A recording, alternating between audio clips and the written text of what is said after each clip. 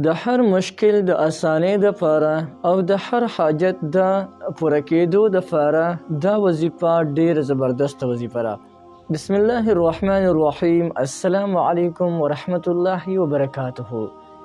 زما وروڼو او خویندو، نن د حاجت د پوره کېدو دپاره درته یو ډېره زبردسته وظیفه ښیم. د قرآن مجید یو آیات مبارک دی، او که د آیات مبارک تاسو وظیفه کې الله جل جلاله به د دې په برکت سره د ستاسو هر قسم ضرورتونه او حاجتونه به الله جل شانه پوره کړي.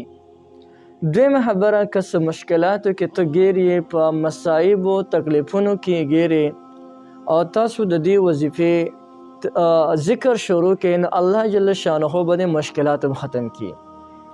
د مشکلاتو د اسانتیا دپاره دا وظیفه ډېره زبردسته وظیفه ده.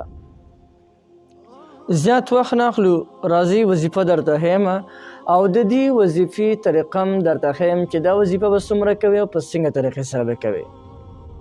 که چاته څه ضروري حاجت راپېښ شولو، خو جایز حاجت، او یا په څه مشکل کې ګیر شولو، هغوی له پکار دی چې روزانه د سورة روم د آیات بسم الله الرحمن الرحیم یفرح المؤمنون بنصر الله ینصر من یشاء وهو العزیز الرحیم.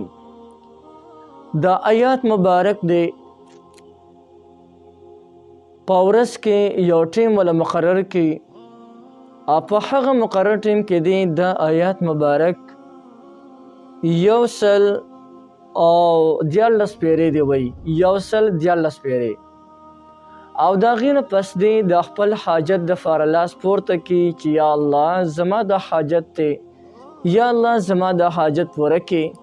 انشاءالله چې د دې آیات مبارک په برکت باندې به الله جل جلاله زر تر زره د دو د حاجت پوره کړي. هر څومره سخت حاجت چې وي، الله جل شانه به د دې آیات مبارک په برکت سره پوره کړي. یو ډېر زبردست وظیفه مې درته وښوله، هر څوک یې کولی شي، هر چاته د دې مکمل اجازت دی.